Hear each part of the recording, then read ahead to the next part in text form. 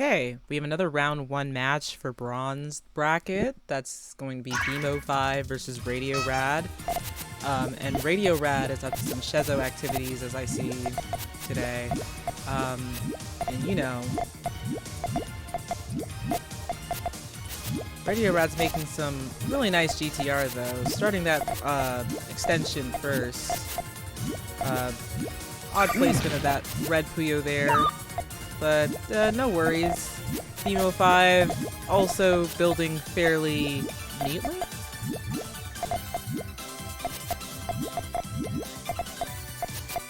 That was a nice little 7 ready to go. Just need some purples to set it off. Ops to set it off. Okay, RadioRad also setting on third chain. Missing that red to continue the rest of the chain. So it's going to be 3 chains. Instead of one long 6.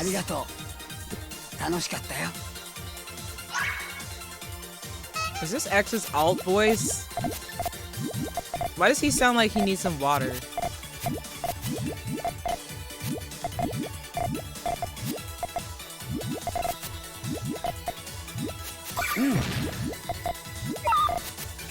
Bemo5 burning a lot of pieces by throwing them to the top of the spire.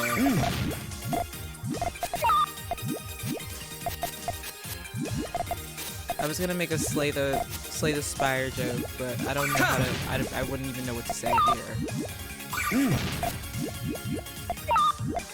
Something about slay the. No, it was like Maru said. Were you guys playing Slay the Spire? And Star was playing Slay the Princess. I was like Spire the Princess, Slay the Slay, Spire Slayer Slay, Princess Slay.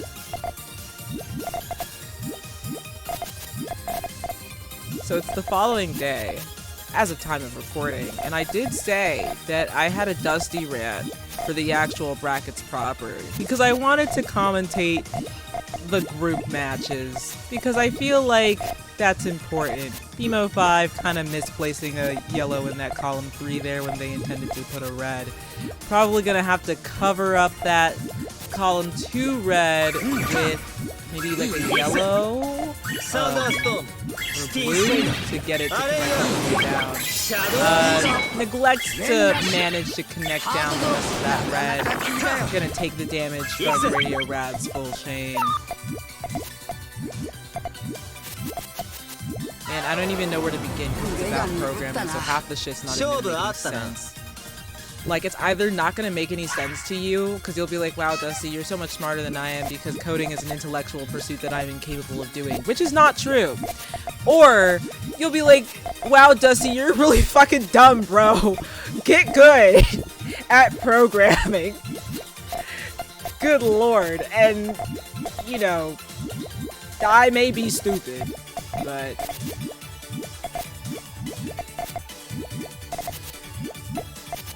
No, I'll use the original phrase. I may be dumb, but I'm not stupid. Alright, so Bemo5 has a 9. RadioRad. Chain Predictor is also saying he has a 9. So it's a battle of the 9s. Seeing a neater 9 from RadioRad. It's a very clean 9, but Bemo's had a little bit more oomph to it with all the power pops. The thing about a really efficient chain is that it should produce a not powered up one, but a very long one. And that's the benefits of chaining efficiently.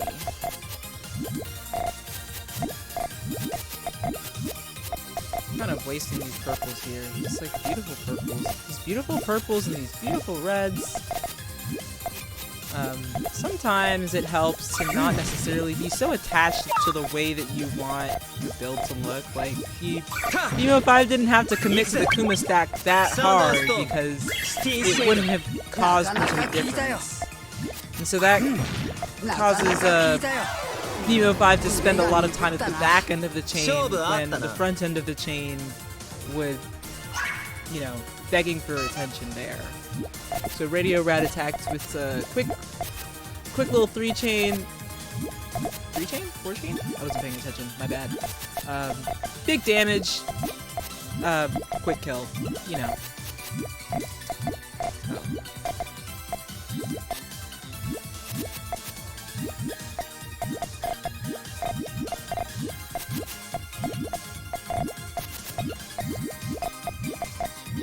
Okay, so Bemo5's got a nice little 8 with those greens. 3-chain, nope, 2-chain harassment with that. Kind of forcing an early pop from RadioRad, but the real question is, can they get the piece in time to set up an 8? They do.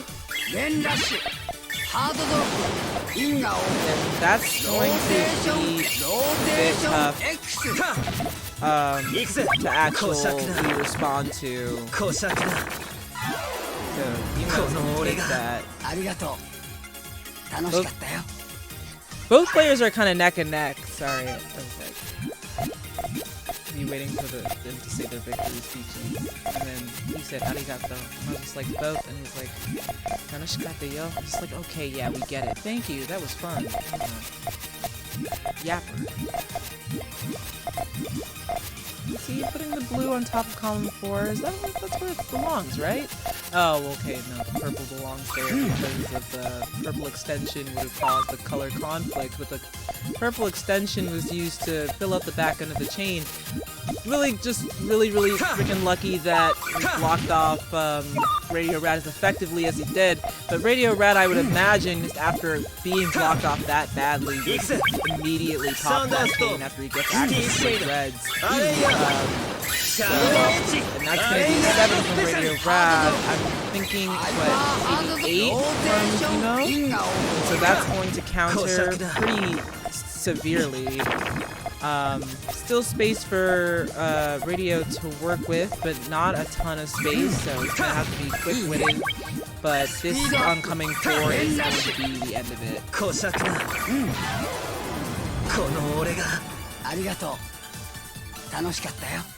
Like, why is there a gap there? Arigato. Tanoshikatta yo. Like, why? Missed all clear from both players. It's too late! The double greens. Sorry, I'm such a critic. Everyone's a critic on the way that somebody chains. It's like, I see, you know, I see...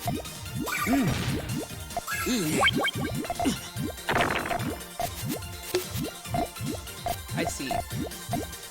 That's what I'm doing, I see. So RadioRad's gonna set something. Well, gonna do a really neat cleanup of that one chain. They're gonna set something else. I think if RadioRad was like just a tad faster. Oh, okay, this one worked out for that.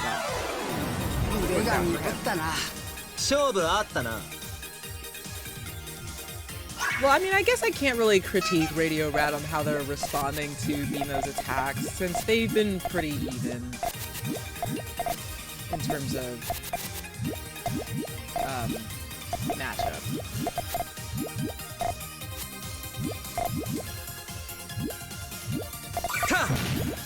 Interesting form. I'm sure wasn't expecting that, but now you have to follow up, which is always the hard part. You get the early attack, but it's not enough to kill. So they're gonna want to find something soon. Here comes a 2-chain.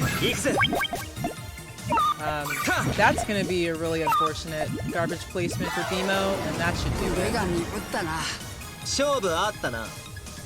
Right, so I was about to mention speed, so RadioRad, you know, kind of bungles the chain a little bit, converts it into a fast attack,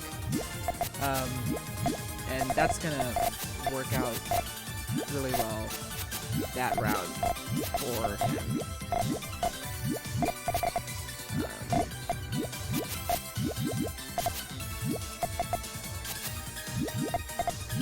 On top of there now, RadioRad's gonna be really wishing begging for some blues.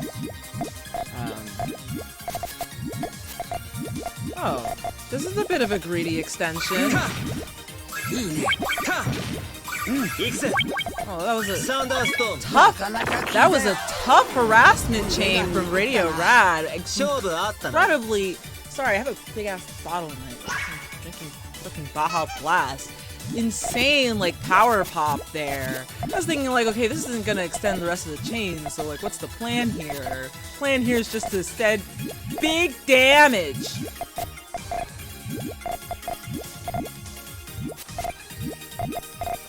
You know, I like when they switch it up a little, I'm not gonna lie.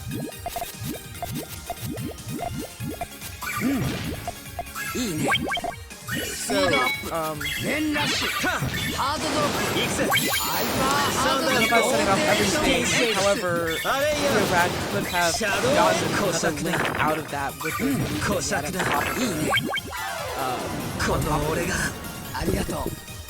right on top of this chain. Yes, the top of the chain. At the front of the chain, he had like a set of blues and then a blue-yellow that he could have used. Flipped the blue-yellow to pop the blues first, and then the yellows would fall into place. That would have given him one extra link, and I think that would have blocked off enough damage to be able to survive that attack.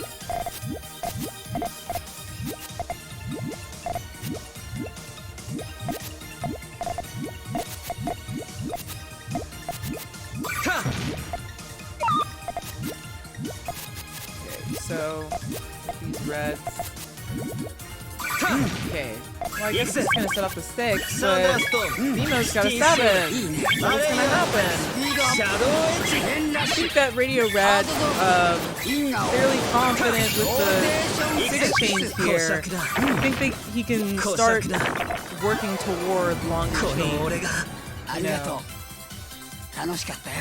You've got like the back end, you've got like the base, right? Maybe like one tail link.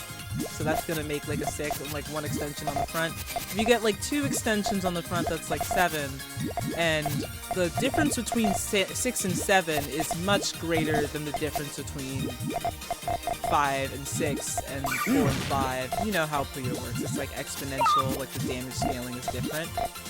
So, we're not going to want to put a red on top of column 1, okay, because it's not going to connect down. But he does it anyway.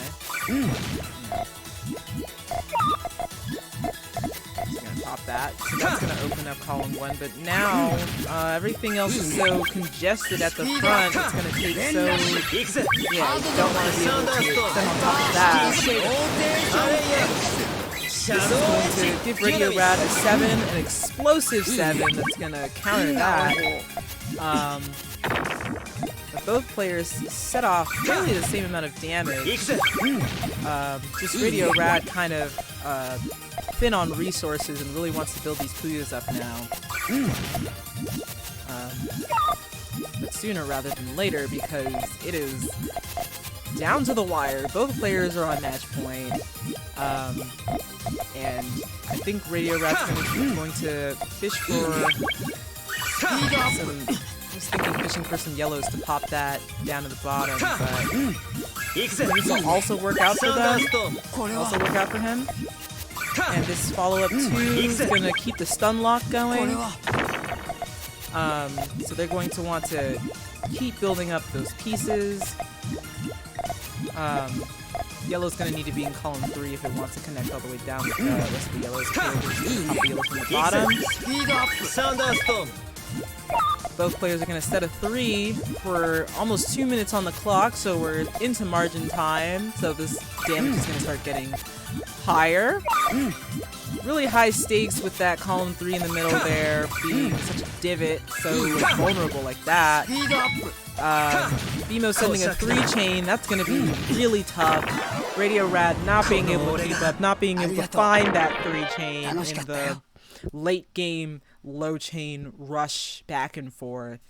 And so Bemo5 is going to take that. Congratulations to Bemo, and congratulations RadioRad for coming all this way and coming this far. We really hope you continue to play Puyo because it's a good game. It's a fun game. Bye!